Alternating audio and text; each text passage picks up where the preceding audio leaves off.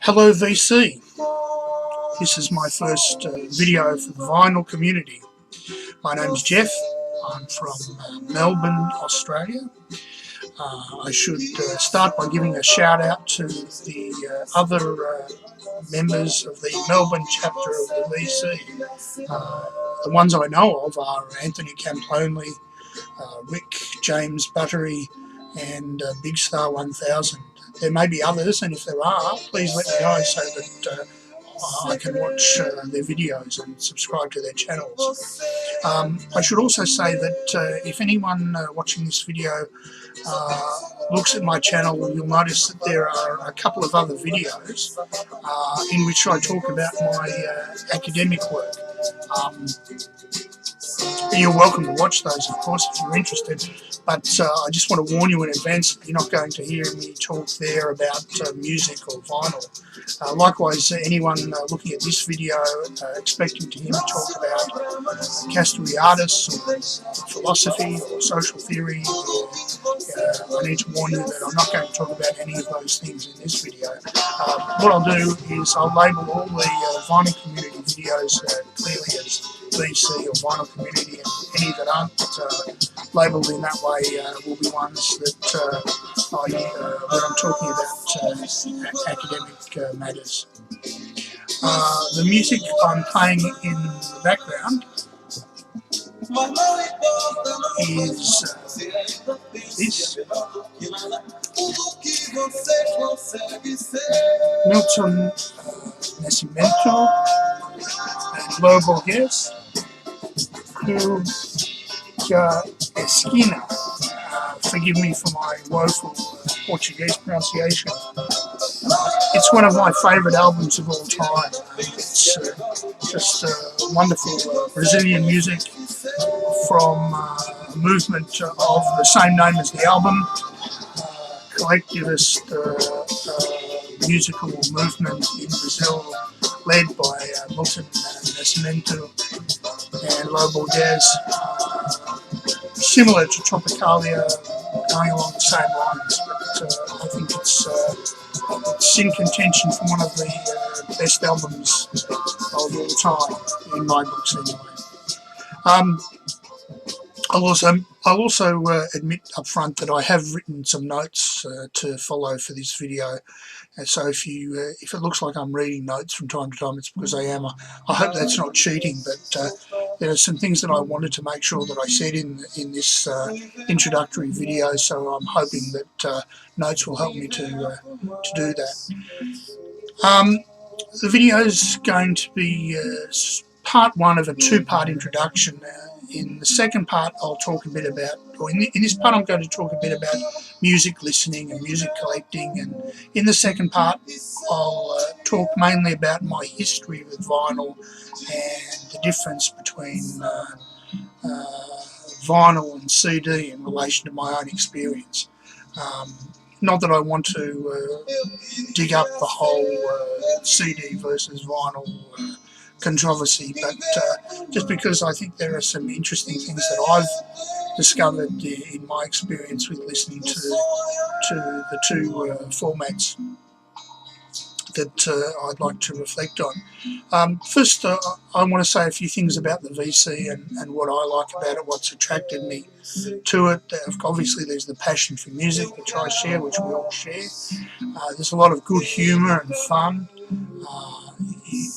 You're very welcoming to new members. I felt very welcome when joining the Facebook page. I haven't really posted anything on the Facebook page. I've made a few comments, but I've also made comments to other people's videos, and I've been responded to in a very cordial and welcoming way by everyone. It seems to me that, generally speaking, members of the VC are very non-judgmental about different tastes and interests. It seems like a real community with people who care about each other.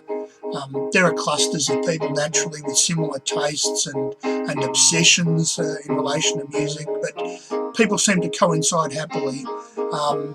There's a piece of spiritual wisdom that I picked up a few years ago, which I think applies to the situation that we have in the VC and similar other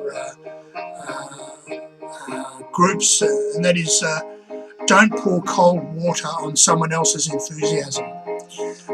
It's a principle that I try to live by and don't always succeed 100%, but whether you share somebody else's excitement about this or that record, everyone does in the vinyl community does seem to enjoy seeing people express their passions, and of course it's great to talk about musical tastes and differences and the reasons why you judge certain types of music as good, or you know what you expect in music, what you look for in music, but negative judgments I think should be withheld for appropriate times and places, and not when people are excited about sharing with you their passions. A lot of interest groups on social media end up being arenas for conflict and rancor.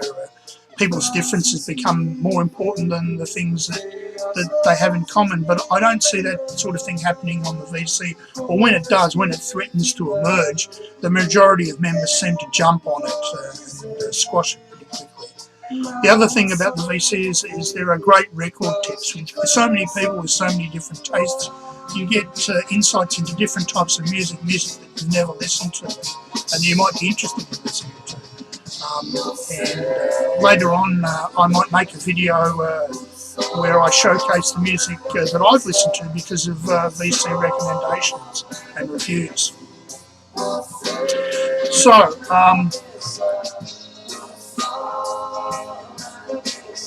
my own music collection, I have over 8,000 CDs and around 1,300 LPs. I used to have some 45s and cassettes, but the truth is I never listened to them, so in the end I decided to get rid of them. That might send a shudder up the spines of the cassette lovers out there and the 45 connoisseurs. I never had any very valuable 45s, but the truth is that my house is pretty small and I don't have it all to myself, and it came a time where if I was going to avoid becoming a hoarder, I had to thin out the collection, so the 45s and the cassettes were amongst the things that I decided I had to relinquish.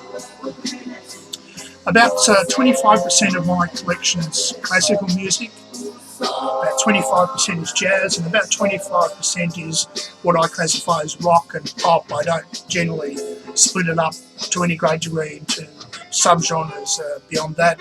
The remaining 25% is a mix of everything else, so country, electronic, blues, soul, funk, dance, hip-hop, R&B, you name it. Chances are I've got at least something in that genre.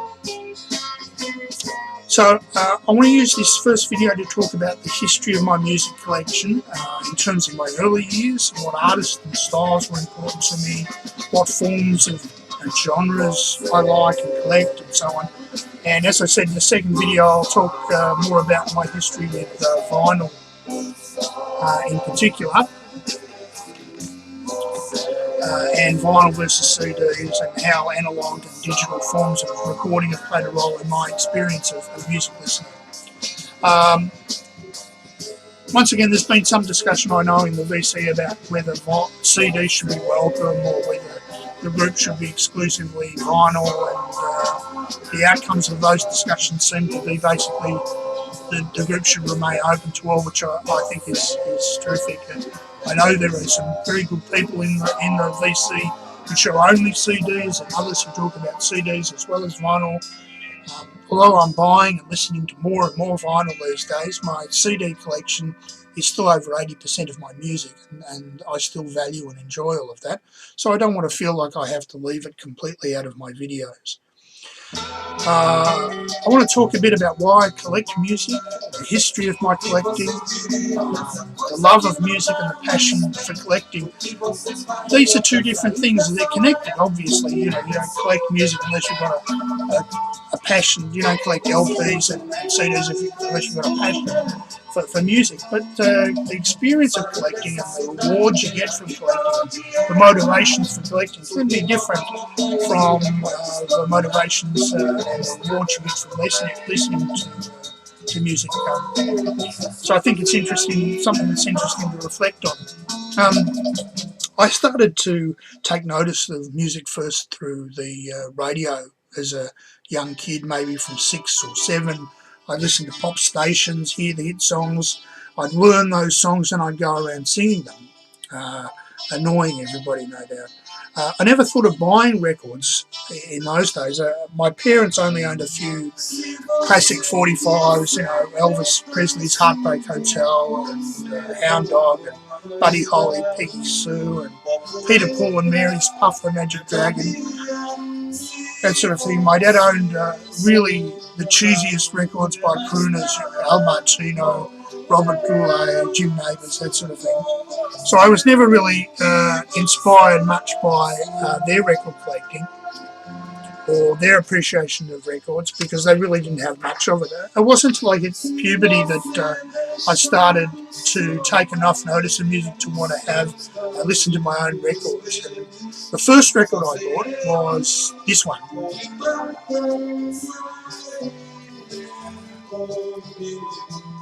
And you people in the United States and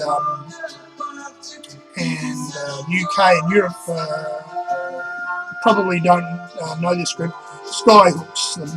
This is their second album, Ego Is Not a Dirty Word. It's got a heartwarming little picture on the back, someone who's a fan that sent a charming memento as part of their devotion to the band.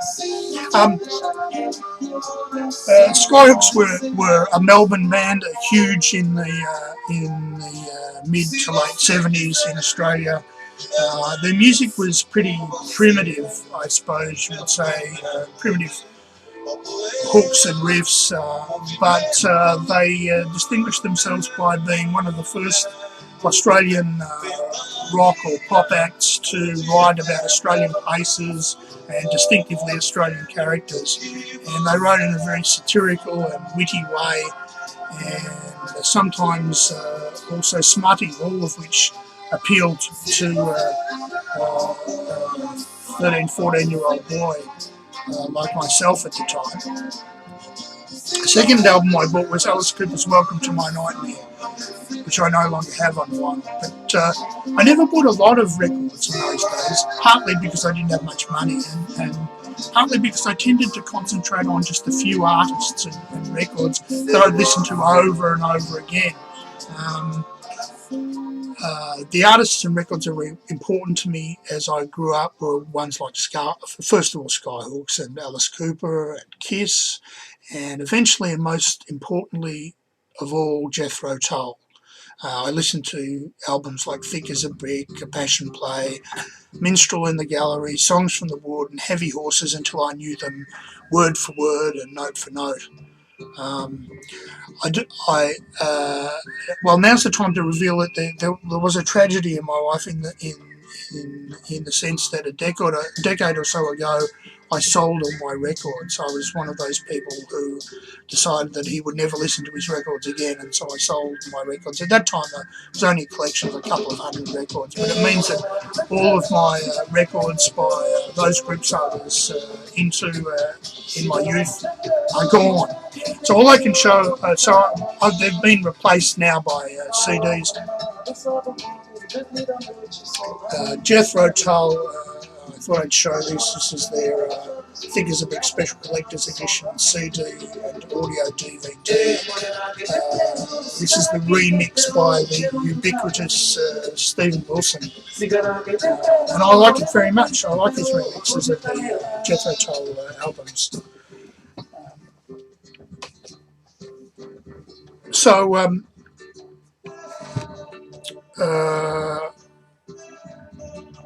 other bands and artists that were important to me as I grew up were bands like Pink Floyd, Led Zeppelin, Patti Smith. I love Patti Smith, The Human League, Heaven 17, I thought that the really talented members of the Human League were the ones that split off and formed Heaven 17. So I wasn't very impressed with what Human League produced after that split. Steel Eye Span and Talking Heads were also important groups, and I do still have some LPs, some vinyl by them.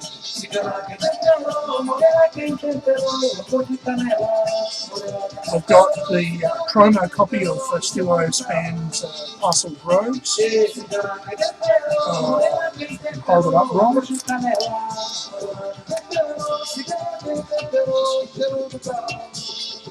Yeah, Rogues in a Nation, Cameo for France always make me feel like I want to fight the English still.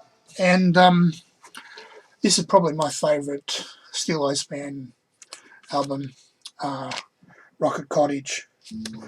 I understand it was a quickie in terms of the production, but I think it really stands up.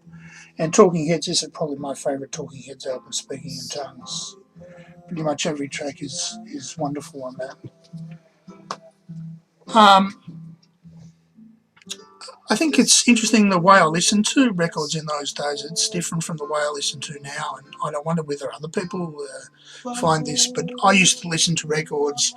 I'd buy one or two records. Usually I'd buy two records at a time, and I would bring them home, and I would listen to them first thing I got them home, then I would listen to them after dinner, then I would listen to them later that night, I would listen to the album the next morning, and this would go on for days, and then it would be put into the rotation. I'd listen to it again and again. These days I tend to buy so much music that I just don't listen as intensively to music,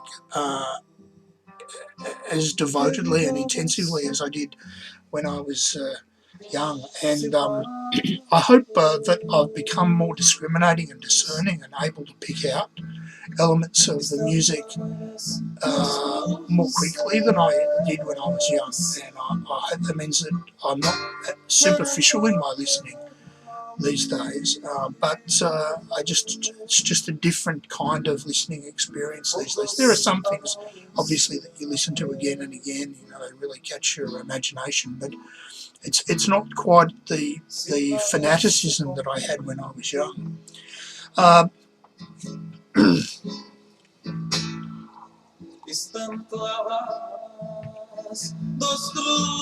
Later in my young adult years, my collecting of music ramped up, and at times, frankly, it became obsessive compulsive, and I'll talk about how that happened in a moment. Why did I listen to music, and why did I and do I collect it? I guess in answering that question, maybe I'm beginning to answer the question of why people in general listen to and collect music, because after all, even though we like to say that we're all different and think of ourselves as unique, we're all humans, we live in the same time, we're members of similar societies, and we share a lot in common, and that's a good thing. It means we're able to communicate with each other and share some of our experiences. One of the things that I think motivates my listening to music and my collecting as well is that both music and collecting can be ways to ameliorate suffering. They do other things. They provide spiritual sustenance and transcendence. They give sheer pleasure and joy, emotional involvement, communication with other people, feelings of belonging to a group of people who share your musical passions. But I think the amelioration of suffering is important. It's been important to me. It's often there in the background, even when music's serving those other ends, like giving pleasure and providing spiritual needs. When I started to listen seriously to music, I was like any teenager. I was a huge, scruffy, smelly ball of longing.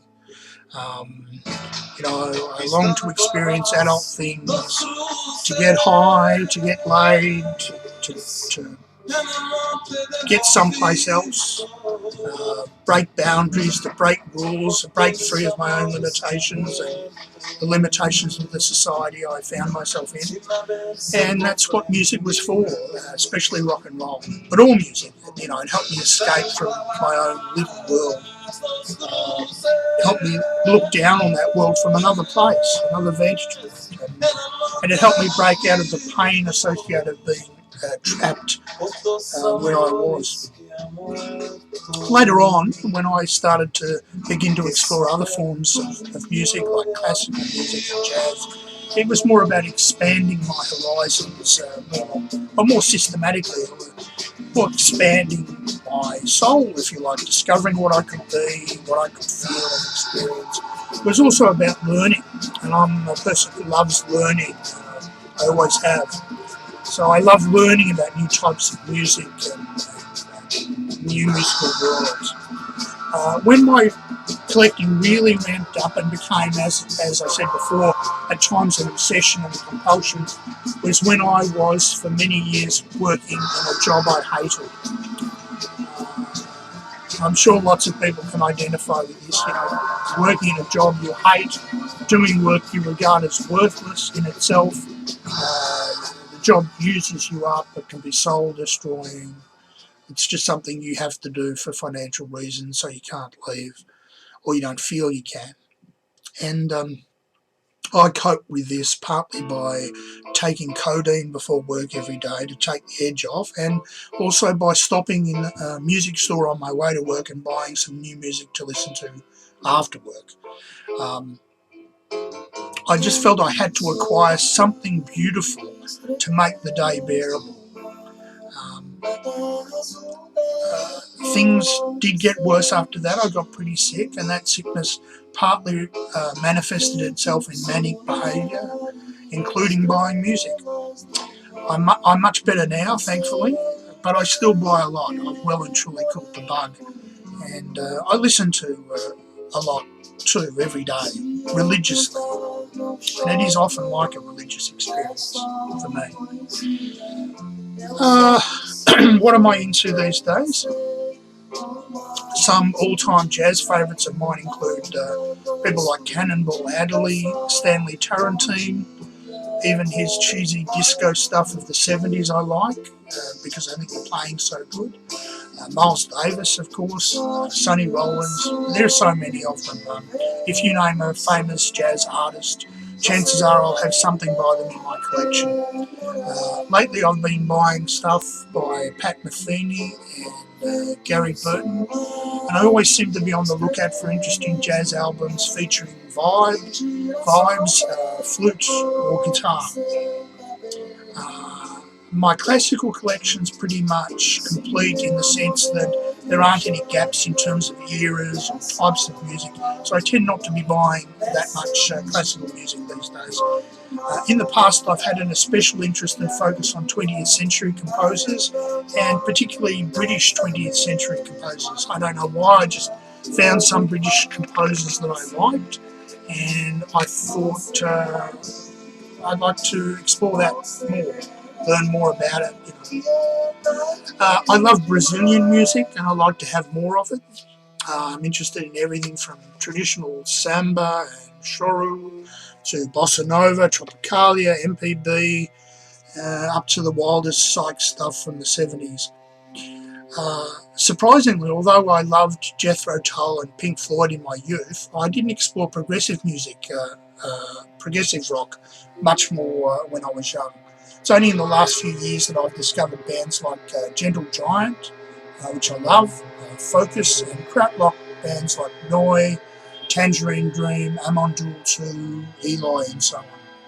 And I've also started delving more into metal. It's largely inspired by having a better hi-fi than I've had in the past. I'm one of those people who spend a lot of money on records and on CDs, but not much on the equipment for some reason. I think one of the reasons was I realised that it's something I could have become obsessed with, and I am a bit obsessed with it at times, so I avoided it. But now I've got a slightly better system. I feel like I'm better able to hear and appreciate the musicality of metal, whereas in the past it sounded muddy to me. So in the last few years I've been working my way through the classics of metal, Sabbath, Rainbow, Deep Purple, Iron Maiden, Rush, as well as newer bands like Opeth and so on. But there's a whole lot of metal music that I have yet to explore. But I'm always keen to expand my musical horizons in all directions. So as I said, in my next video I plan to talk a bit about my history of vinyl collecting versus CDs. Not so much to get into the argument about which is better, but just to ask why I listen to one more than others at various times of my life. But that's it for my first VC video. I hope this uploads okay. Thanks for watching.